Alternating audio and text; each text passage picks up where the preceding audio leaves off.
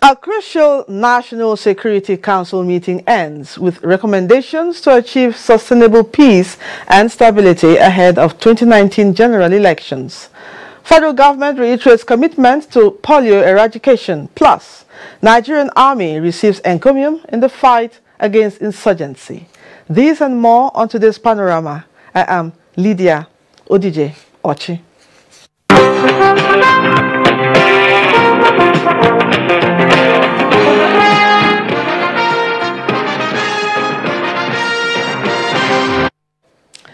A crucial meeting of the National Security Council has ended in the State House with far-reaching recommendations aimed at achieving sustainable peace and stability in the country ahead of the 2019 elections.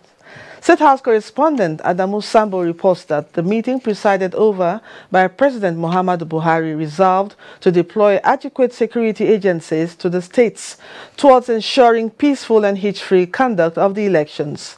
Members noted with concern the attempt by some desperate personalities to put pressure on INEC through demonstrations, which was brought under control by combined efforts of the security agencies. The meeting also discussed how to nip in the bud post-election violence, as well as stem the proliferation of weapons by disgruntled elements with a desire to take laws into their hands at the slightest opportunity.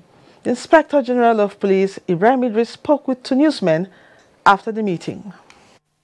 We deliberated on the challenges we have of security during elections, especially most of the elections have been conducted in most of the states of the Federation.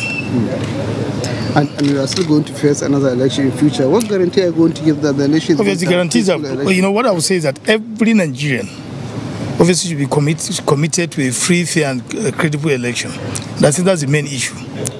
Every Nigerian has that responsibility, and obviously I'm assuring Nigerians that we'll do our best to provide adequate security for these elections. How? Very, very free and fair election, and that's what we're going to continue to do. And Nigerians are going to expect that at the general election? Obviously, we're assuring Nigerians that we'll give them a very, very credible election. President Buhari also met separately with the governors of Kebbi, Ekiti, and Akwa Ibom states behind closed doors. Meanwhile, President Muhammadu Buhari has promised never to turn blind eye to acts of economic sabotage, warning that anyone who abuses public trust under his watch will be dealt with appropriately.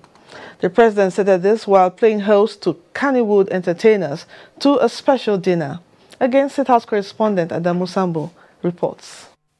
2019 ba kuɗi ba sai dai a danne mu a yanka zamu dangwala maka da jinin mu.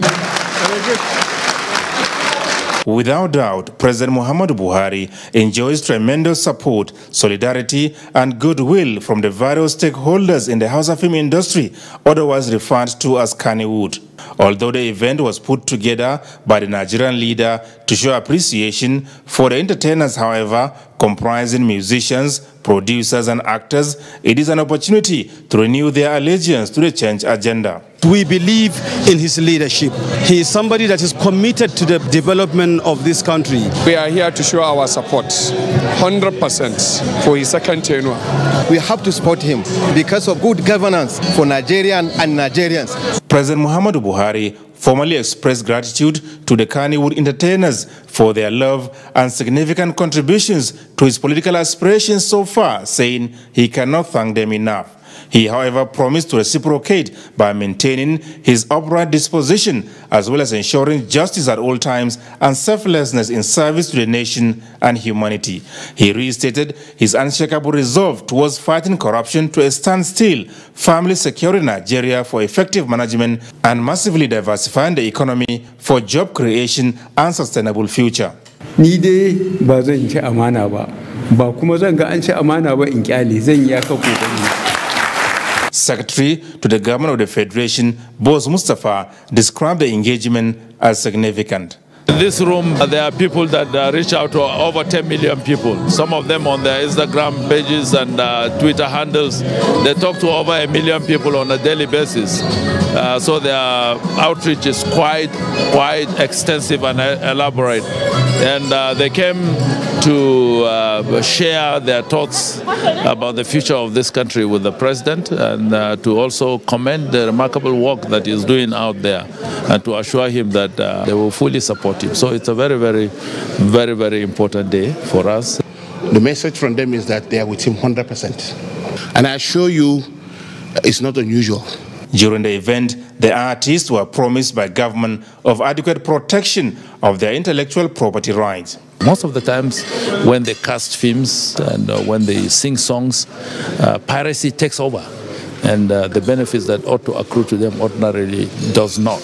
And we've given them those assurances that we'll strengthen the institutions that are supposed to take care of protecting their copyrights and their proprietary rights. The Kannywood stakeholders departed the State House with a promise to the Nigerian leader that as soon as campaigns for the 2019 election begin, they will individually and collectively stand to be counted. From the State House, Adamu Sambo, NTA News. Still from the State House, Vice President Yemi Osinbajo says the commitment made by the federal and state governments to provide active leadership on polio eradication activities is a debt owed to Nigerians. Speaking at the National Economic Council meeting, the Vice President charged participants to work individually and collectively towards achieving the objectives. State House correspondent Adamu Sambo reports. Virus. Vice President Yemi Osinbajo, who commended the stakeholders in the health sector for their achievement, stressed the need for the tempo to be sustained through effective collaborative efforts with all that matter, including the nation's neighbors. The federal government, he said, remains resolutely committed to the crucial cause of polio eradication in the country. Minister of State for Health, Dr. Osagi Ehanere, briefed journalists after the meeting. Nigeria is one of 3 countries in the world that are still endemic to polio, and we hope to be able to take Nigeria off that list. The National Economic Council received the report of an ad hoc committee it set up in June this year on the revival of the education sector in Nigeria. The committee recommended that all governors to declare a state of emergency in the education sector in their various respective states and demonstrate the commitment to revamp education. The committee also recommended that federal government and state to allocate a minimum of 15% of the state budget or federal budget to education in order to revitalize that sector. To constitute special task force to manage funds and oversee the infrastructural overhaul of selected schools for intervention across the federation. Decision on the recommendations will be taken at the next meeting of the council.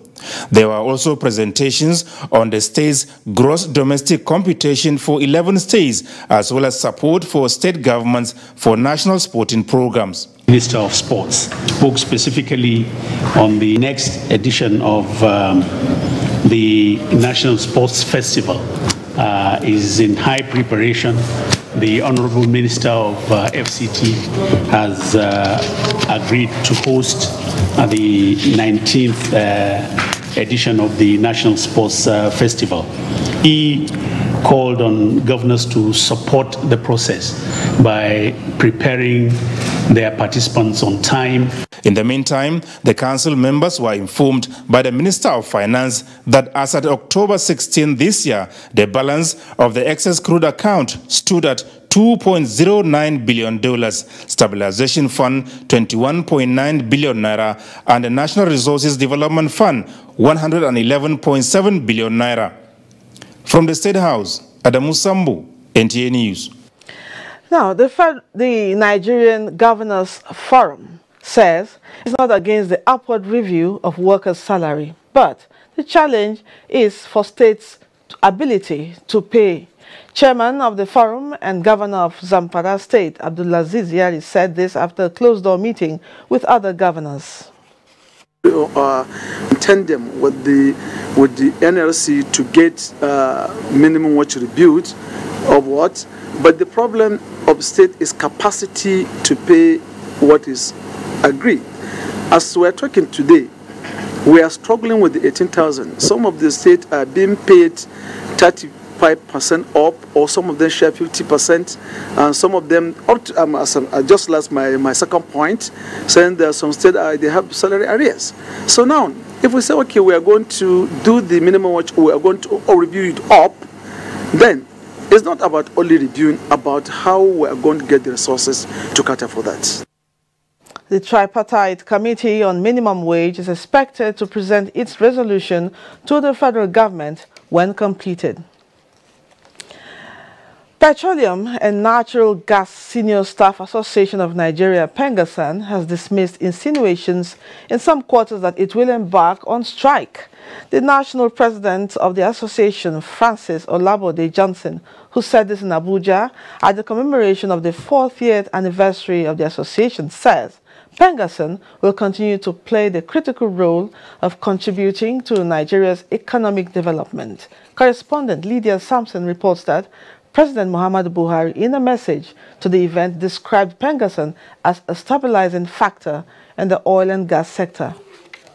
Registered in 1978 to promote, protect and improve social and economic interests of senior and middle management employees in the oil and gas sector, many say Pengasan in the last 40 years has weathered the storm as a foremost union discharging the responsibility of the oil and gas sector for national development.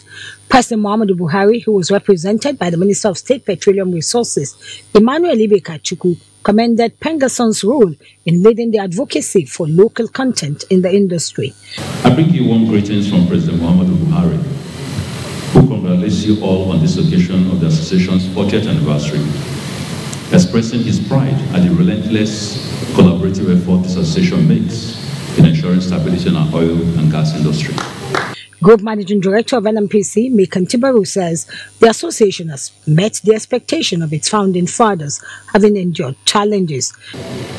Pengasan has endured because it boasts of a leadership and followership ruled by foresight, cool temperament and discipline. The guest speaker, Femi Falana, said the Nigerian oil and gas sector is not yet getting value for money. He therefore challenged Pengasan and labor unions to spearhead investment in infrastructure as well as ensure transparency in the oil and gas sector. President Muhammadu Buhari, Imam Abdullahi Abubakar, who saved the lives of 300 Christians in Jos, and others received awards from the union. In Abuja, Lydia Sampson, NTA News. You are watching News Panorama. We take a break now. The news continues shortly. Do stay with us. The struggle for independence had been a long and tough one. Our founding fathers and compatriots sacrificed their comfort and even shed their blood. We cannot at this point in history afford to spirit away their sacrifices for immediate but temporary gains of today. Let us emphasize what unites and not what divides us. Working for the unity of purpose with a stronger vision for a better tomorrow. NTA, growing with the nation. Together, no matter where you come from, no matter your religion, we are one. Let's live together. Let's stop fighting each other. Let us live as one. It doesn't matter where you come from, your tribe or religion, man, woman or child. It doesn't matter who you are. Put Nigeria first. No matter where you come from, no matter your religion, we are one. Let's live together. How can we develop when we're always in crisis? Families have become refugees in their country. No matter our differences, show some understanding. No matter where you come from, no matter your religion, we are one. Let's live together. Nigeria, the only country we can train with remarkable potentials to excel. Let us believe in ourselves and change our attitude for the sake of our country and generations unborn. Let us revive our cultural values, which are our essence as a nation. Let us renew the spirit of patriotism and hope in our dear country. Do not take or give bribe. Be punctual always. No more African time. We can't expect to be global citizens and operate on African time. Join the queue. Insist that people are attended to on a first-come basis, no matter who they are or where they come from. Nigeria, good people, great nation.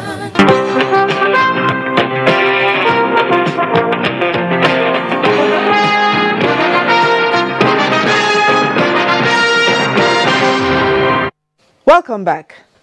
Officers and personnel of the Nigerian Army have been commended for their invaluable contributions and selfless sacrifice towards defending the nation's democracy and keeping the country united in the face of insurgency.